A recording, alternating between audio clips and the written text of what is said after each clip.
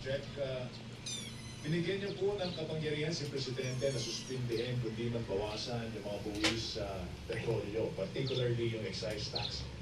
So far, ma'am, meron bang hugot, kundi man kayo ba'y natutuwa, nasisiyahan pa kayo doon sa nagiging response ng pamahalaan doon sa problema ho natin sa langis, yung crisis po natin sa langis, and nakumulangan ba kayo sa mga ginagawa ng pamahalaan sa ngayon? Gasolina din. Kuan, gamay ra kayong baba.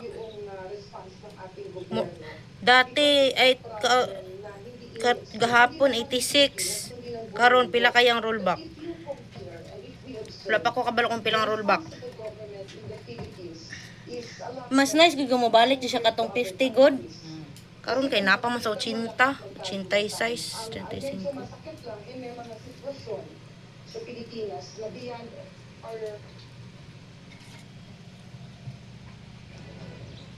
Ito ang kopya ng notice of disallowance ng Commission on Audit na nag-uutos kay Vice President Sara Duterte at tatlong iba pa na isauli ang 375 million pesos na confidential funds na ginamit ng OEP noong unang tatlong quarters ng taong 2023. Base sa dokumentong ibinigay sa media, ni House Justice Committee Member Representative Terry Lidon, ginamit ang pondo sa tatlong cash advances ng tig 125 million pesos mula February 6, 2023 hanggang September 30, 2023. Bilang bagay ang itinunto ng Iowa Intelligence and Confidential Funds Audit Office sa Notice of Disallowance. Una rito, dabag daw sa joint circular ng komisyon ang utos daw Dali amin, dali agdula ka malibang ko. Charot. Kaagi. Sige, nabidyo na ako sila.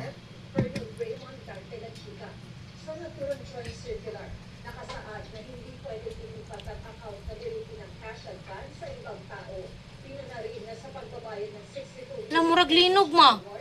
hindi raw nagsulite ng Lagi. documents para patunayan ang Wala ba? information gathering at surveillance activities. Pinunto rin sa pagbili ng 199 million Kanang pesos kaya na saging o, malay mo kung linog.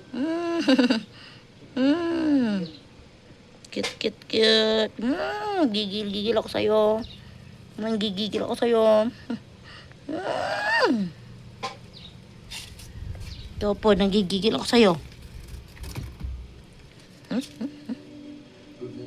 Kumutuloy ka. Na. Sa unang dekada ng taon,